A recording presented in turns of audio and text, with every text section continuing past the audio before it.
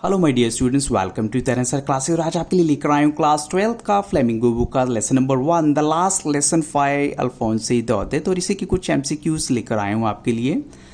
तो देखते हैं फर्स्ट क्वेश्चन क्या है आपके लिए। What was friends afraid.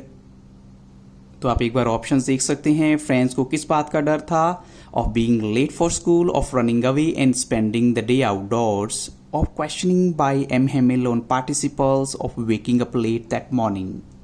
And the correct answer is option C here. Now move to question number 2. Question number 2 में आपको बताना है कि फ्रेंड्स क्यों सोचता है कि उसे जो है दिन अपना जो है बाहर बिताना चाहिए, स्कूल में नहीं जाना चाहिए। फर्स्ट ऑफ ऑप्शन है आपका boredom arising out of the participles के रूल से बोर हो चुका था, या वेदर बहुत अच्छा था, no doubt chirping of birds भी थी, and Prussian soldiers war fight कर रहे थे, और या वो लेट हो चुका था, तो इसलिए उसे लगा कि मुझे दिन बाहर बिताना चाहिए।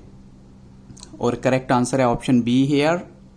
बैड न्यूज़ कहाँ से आ रही थी for the last 2 years? Option हैं school, bulletin board, Prussia, all these. B is the correct option here. Now move to question number 4. What has M Hamel's little garden been refer to in this story? इस story में M Hamel के little garden को क्या नाम दिया गया है? उसका स्कूल, उसका घर, या फिर उसकी कंट्री, या फिर उसकी लैंग्वेज फ्रेंच। तो करेक्ट आंसर है हिज स्कूल हेयर। अब चलते हैं question number 5. How did friends feel during the last lesson? Friends ने कैसा फील किया लास्ट लेसन में? तो ऑप्शंस को आप ध्यान से देखिएगा बच्चों। और करेक्ट आंसर है ऑप्शन बी यहां पर। अब चलते हैं क्वेश्चन नंबर 6 में. What is a great trouble, और what is a great trouble with Alsace? Alsace के साथ सबसे बड़ी प्रॉब्लम क्या थी? तो ऑलसेस के साथ सबसे बड़ी प्रॉब्लम थी कि it puts of learning till tomorrow, कि चलो कल सीख लेंगे, और ऐसा करते करते लास्ट लेसन आ जाता है। अब चलते हैं क्वेश्चन नंबर 7. व्हाट डज बा इन द स्टोरी मीन? यहां पर स्टोरी में बाह वर्ड यूज हुआ है, उसका मतलब क्या है? तो ऑप्शंस आपके सामने हैं. An expression of pride, an exclamation of annoyance, an exclamation of Joy, an expression of सोरो। और करेक्ट आंसर है एन एक्सक्लेमेशन ऑफ एनोयंस। ऐसा क्या रीज़न है कि एम हेमिल जो है फ्रेंच को बहुत सुंदर लैंग्वेज मानते हैं दुनिया की? तो ऑप्शंस आपके सामने हैं बच्चों। उसका रीज़न है because it is the clearest and most logical language in the world. Question number 9 में आपको बताना है which role does language play when people are enslaved? जब लोग जो है गुलाम हो जाते हैं तो लैंग्वेज क्या रोल प्ले करती है? तो look at the options now. तो इसका राइट आंसर है option C, it becomes a key to their prison for liberation. Question number 10 में आपको बताना है फ्रेंड ने कैसा फील किया लास्ट लेसन के वक्त? Boring as usual, he understood it so well, least interesting as ever before, he found it very critical and complicated. और करेक्ट आंसर है यहां पर option B, he understood it so well. Question number 11 में आपको बताना है who had the courage to hear every lesson to the very last? यानी end तक लेसन सुनने की हिम्मत किसमें थी? ऑप्शंस आपके सामने हैं एम हेमिल, फ्रेंड्स, वॉचर और ब्लैक स्मिथ।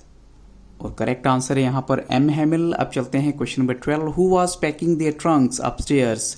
उनके ट्रंक कौन पैक कर रहा था ऊपर? एम हेमिल की वाइफ, या उनकी मदर, या उनकी सिस्टर, या फिर एम हेमिल के फादर? और करेक्ट आंसर है यहां पर option C, M Hamel sister. Now move to question number 13. Which activity was performed after the lesson in history?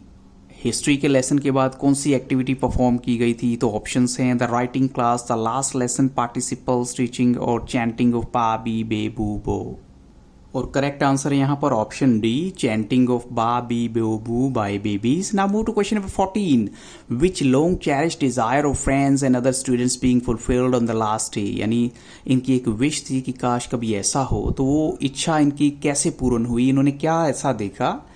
तो ऑप्शंस आपके सामने हैं freedom from French, freedom from M Hamel, freedom from school, और to see M Hamel laugh and cry. और correct answer है option D यहां पर, to see M Hamel laugh and cry. Now move to question number 15.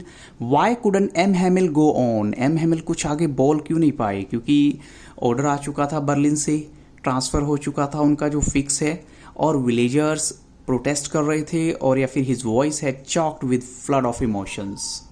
और correct answer है his voice had choked with flood of emotions. अब चलते हैं question number 16.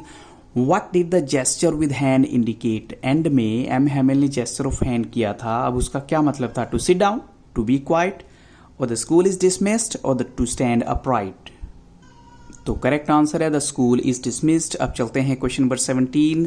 What does vive la France mean? आपको बताना है वाइविला फ्रांस का मतलब क्या है। ऑप्शन है may God bless France, may France bless you all, long live France, और ए फाइनल गुड बाय। और करेक्ट आंसर है यहाँ पर लॉन्ग लिव फ्रांस। तो बच्चों इन्हीं क्वेश्चंस के साथ इस वीडियो को यहाँ स्टॉप करूंगा। So thank you really very much for watching Taran sir class. And if you are watching my video for the first time, तो आपसे इतना कहना चाहूँगा कि आप प्लेलिस्ट में जाइएगा और आपको सभी चैप्टर्स की समरी भी वहाँ मिलेगी, हिंदी और इंग्लिश बोथ लैंग्वेज में। तो thank you really very much and have a very nice day.